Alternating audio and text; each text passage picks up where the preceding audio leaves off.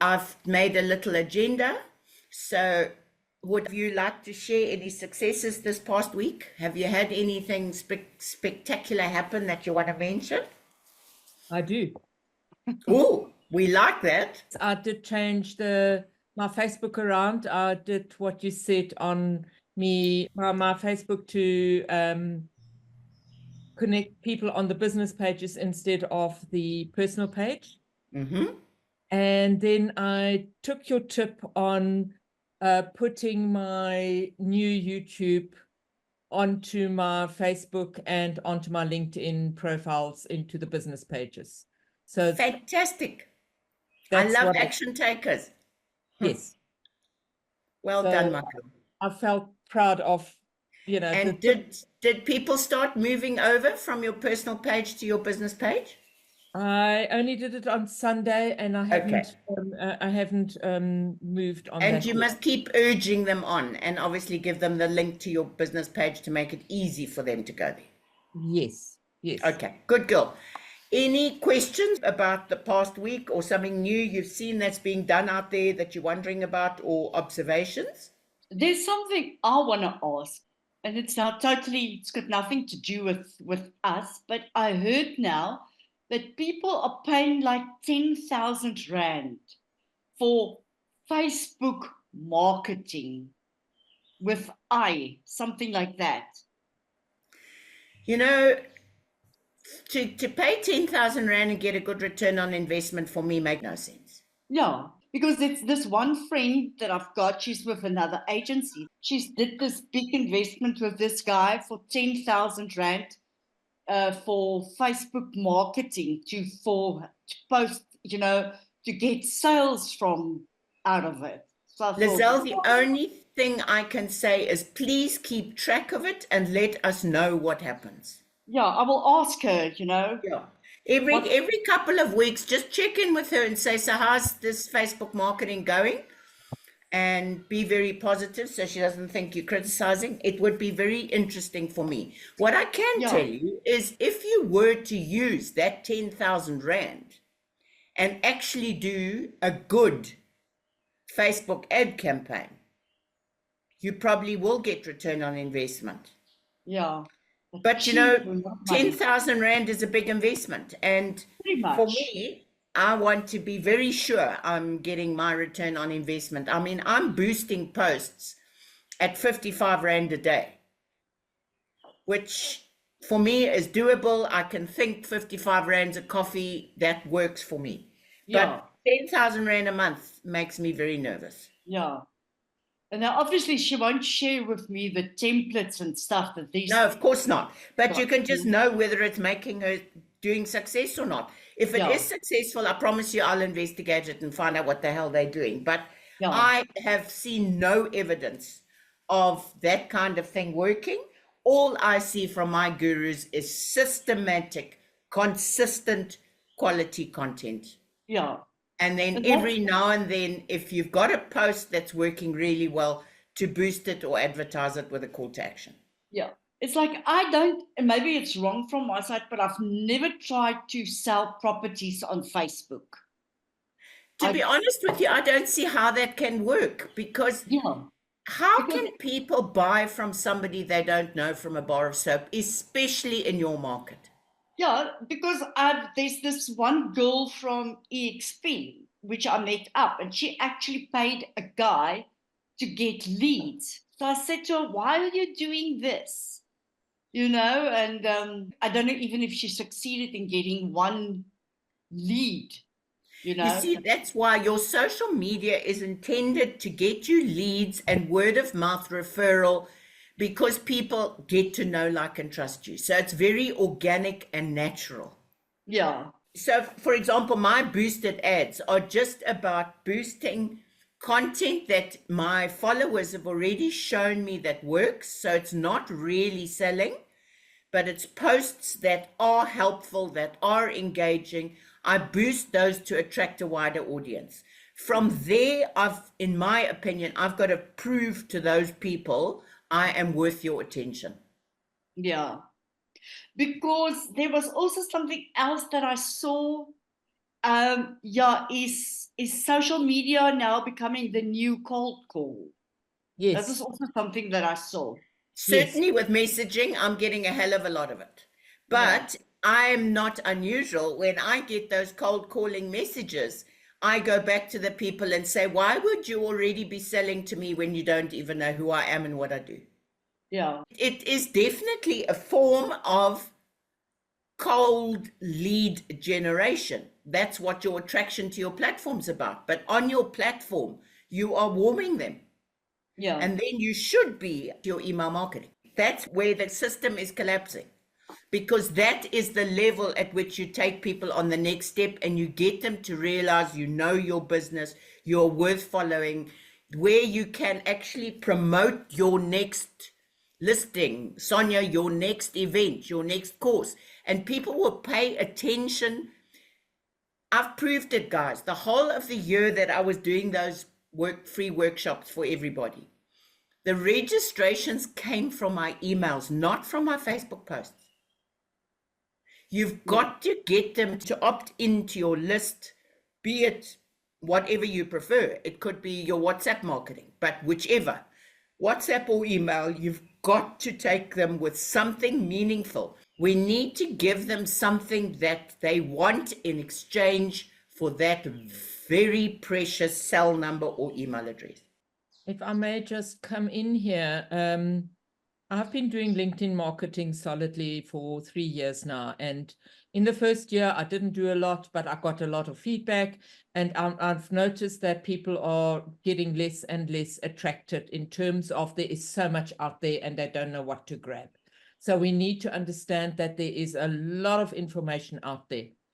What does get the attention is my continued conversations. Same thing, same thing, same thing. And then I start seeing the same people liking. And then I make contact with those people that are liking. And then I make personal contact with those people. I've just had a really good interview with somebody who likes what I'm doing. And he got my systemic connections, and so he wants to know more about it. He understands it, and that's how you then do a personal contact.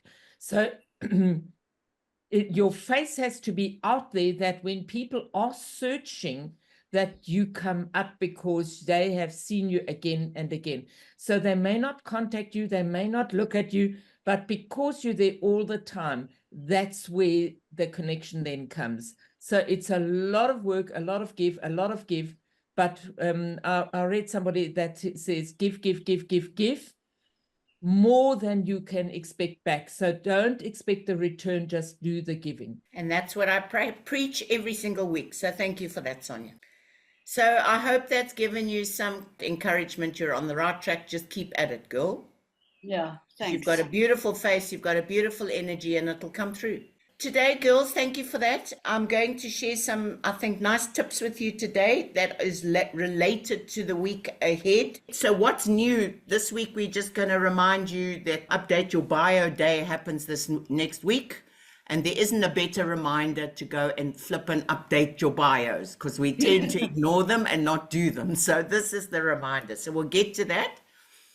But just to start with today, a reminder of how fantastic metaphors are for storytelling. We know that store marketing is storytelling, and metaphors are a wonderful way of tying your story into something they understand, or something that relates to all the senses: taste, touch, smell, see, hear. So when you tell a story that goes into all the senses, but is actually communicating a core message you're trying to make, it has huge impact. And if you then add the visual to complement it, it's going to be incredible. So as usual, my friend Chatty, I've given you a prompt to use for Chatty. And just a reassurance for you guys, there are so many AI tools out there. And every time I see on Instagram or wherever you can imagine, I'm bombarded with these things because it's my space. I go and try them and I look at them and I see what they are. And Chatty is still my favorite for captions. I go to Copilot for images. I still am not getting good AI images out of Canva, but Chatty for caption writing and for longer writing, and for example, I'm doing a talk on the 22nd of August. It's helping me create my talk bullets. Really, really helpful. So just know that whilst when I say Chatty, it's because I really believe in Chatty, and it's not that I am not aware of the others out there. Today is Dying to Know Day and Happiness Happens Day. Can you tie that into your content? Those are very good ones. And then at the end of your post, you will simply hashtag the day. You don't have to mention it anywhere else in the post. For example, I've done a post today, one of the big text posts on Facebook that says, what are you dying to know? Ask me anything. And then in the comments, I've hashtag Dying to Know Day.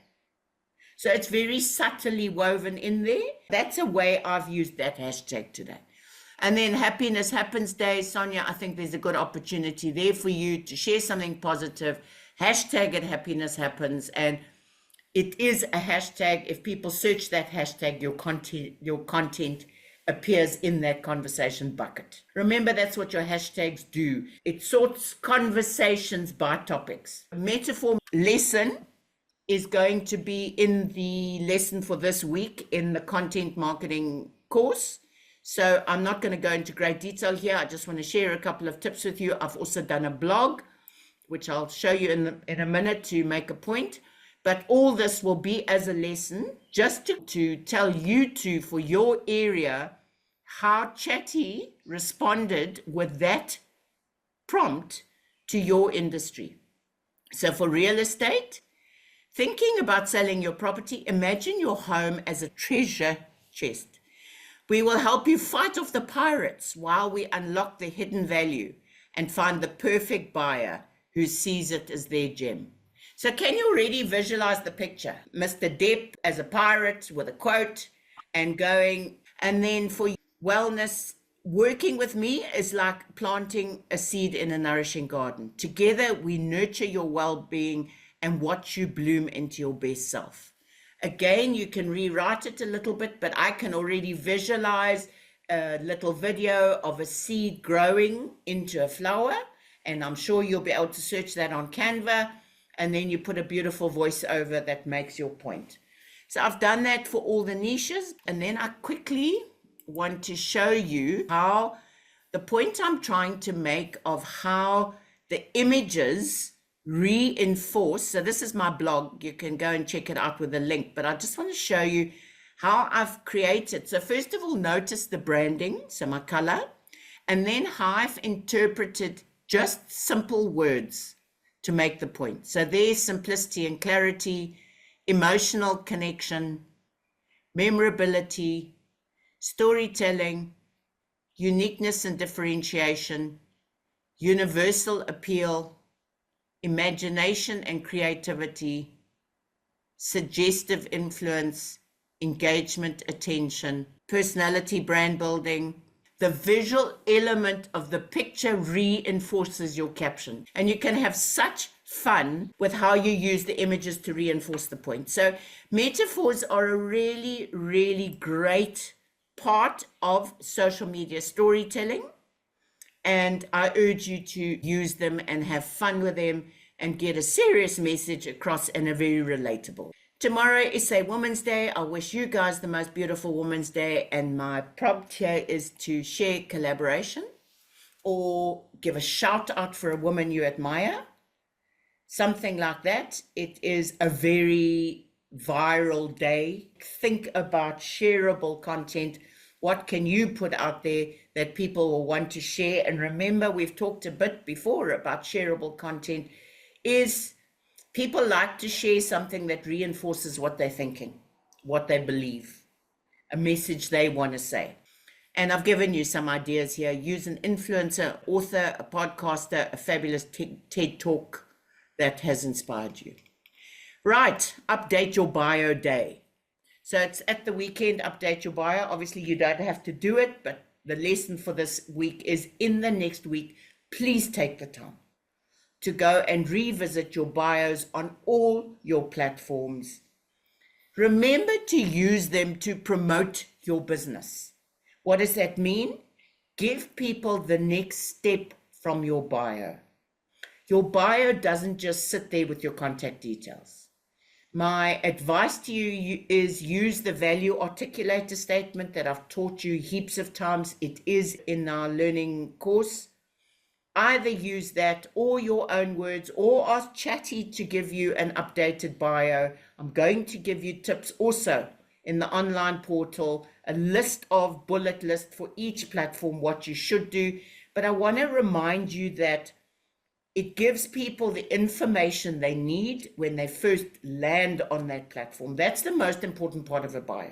It's for people who land there for the first time, and it's saying to them, you're in the right place or you aren't. And by promoting, I mean give them the next step, whether it is to sign up for your list, to go and read your blog, to go and look at, Sonia, your YouTube channel, other channels. So on different bios, use different channel links. Just give people those options to find you everywhere. I've suggested a behind the scenes video or photo to show you at work, show you very real, show you very realistic, or use an unboxing reel of what you do, how you do it, how you go about your business. The objective is to spark curiosity. I really suggest you niche down. Use this opportunity for updating your bio to talk to a specific niche. So for example, instead of talking to family people, so if you're selling property to families, Sonia, you relating to families, how about a single parent or a working mother? Would that be a different approach to how you verbalize your offer? Instead of healthy diet, how about a niche diet? Instead of business owners, how about a certain type of business? An architect versus a property developer. Instead of baby boomers, how about talking to people who are downscaling? I'm going to put a link in Hootsuite. I found a fabulous bio generator link where you can put in some prompts. Remember that prompt link I give you at the top of the calendar, which creates a caption for you, very similar, where you can give it the niche, you can give it your business, tell it which platform, and it'll create a bio for you. What I want you to do is not just copy and paste it, look at what's been presented, and then use the tips that I've given for each platform to fine tune it to suit you. So general tips is to make your bios consistent across all your platforms. So when people move from one to the other, they see the same thing. It's clear what you do, what you offer. Remember, hashtags and keywords are equally important these days. Use keywords in the bio. Give them that next step with a call to action. Revisit, refresh your profile image. I can't reiterate that enough. I see so many people using old photographs, and then when you meet them, they look very different.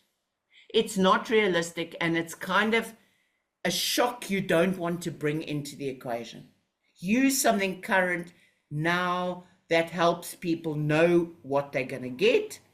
And then this bio really should be in your diary to review quarterly. But even more often, if this bio you are doing now is a campaign related bio where you are promoting something specifically, use those links. But once the events happened, you'll come back to your bio and choose new links, new destinations. So then I'm going to give you in the notes, you can see I've gone and researched all over the place, lots of up-to-date notes. I will give you in the course for each platform update on how many, what tips, what should make that platform special, and giving you a formula for each one of how to write your bio, what I suggest you do, what links to add, etc. So all of them are there, X, TikTok, Pinterest, YouTube, everybody. So go and look at the course platform when you finish doing your content and go and update whichever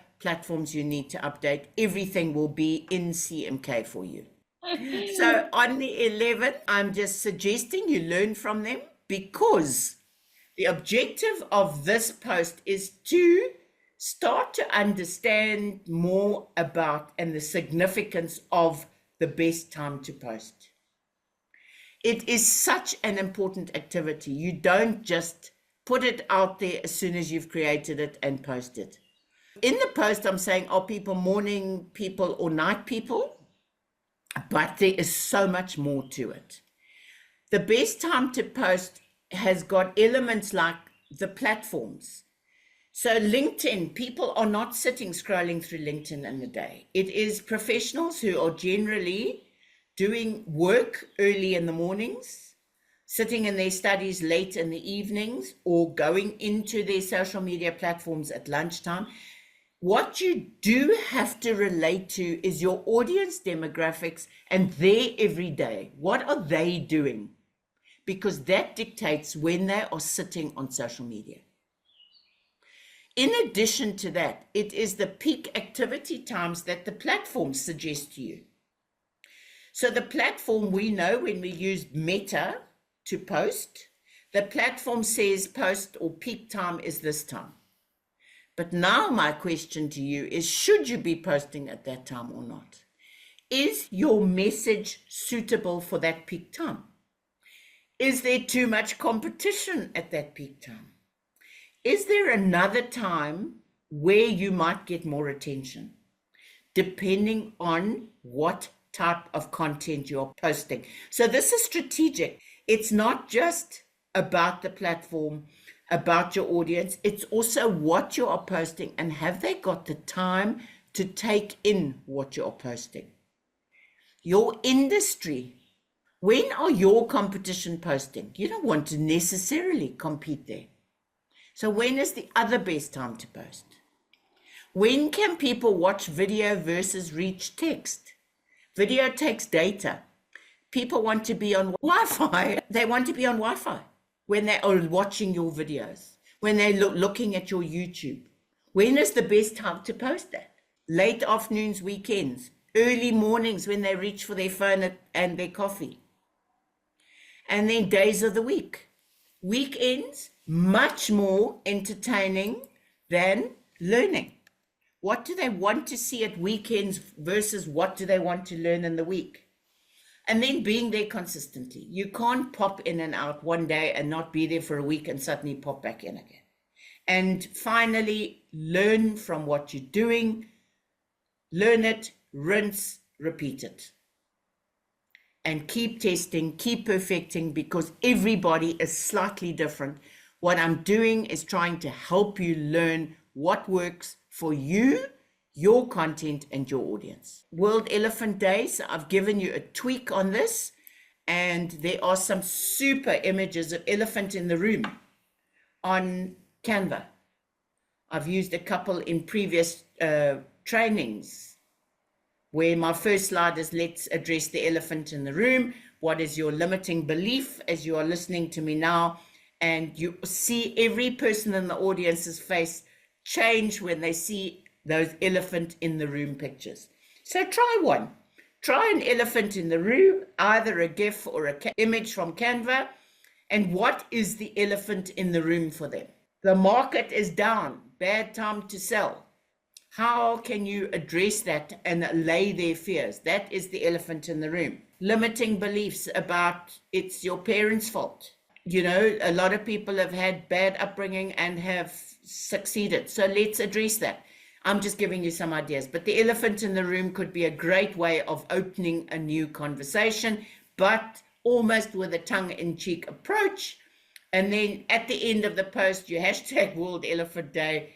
On the 13th, we haven't really inspired for a bit, so there's an inspirational quote day, dream big, and what we are saying here, beautiful landscapes.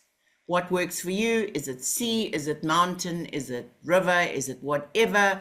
And read your quote in your voice over and put just the text and your voice over. It's a faceless video, but that kind of inspirational video really gets shared.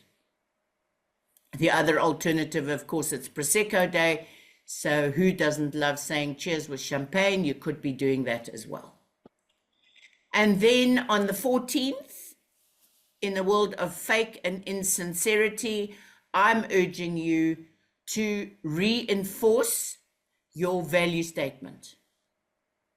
So what do you stand for? Here is a formula for what you stand for, a verb plus a core value plus an impact or reason. And I've given you a pile of examples here, which I will also put into this coming week's lesson. For example, the verb is we uphold, value is integrity, to maintain the trust of our partners, or to ensure transparency and honest interactions. So here's a whole bunch of examples of how verb plus core value plus impact. Again, ask Chatty what it can come up with that statement. Give it some opportunities to regenerate, or say to it, provide 5 versions, and you can combine those and come up with a really powerful value statement that I then suggest you make look beautiful on a very simple branded post that stands out. Put your logo subtly there, use your colors. You might want to do a beautiful World Calligraphy Day font.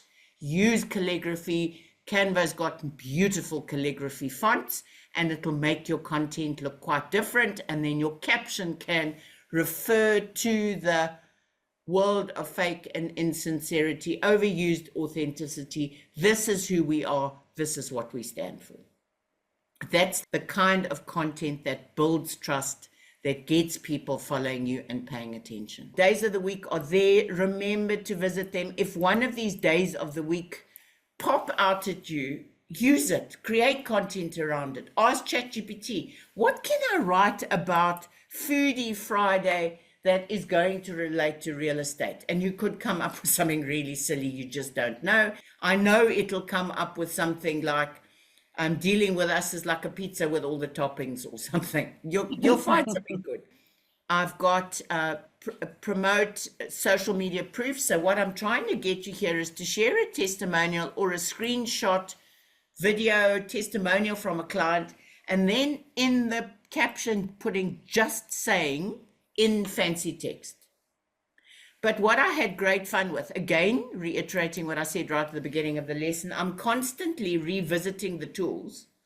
And whilst Lingo Jam is the most popular, I found this one, Fancy Text Pro. And I'm just loving these texts because this has got a little emoji at the end of it. Oh. So these I thought were quite fun.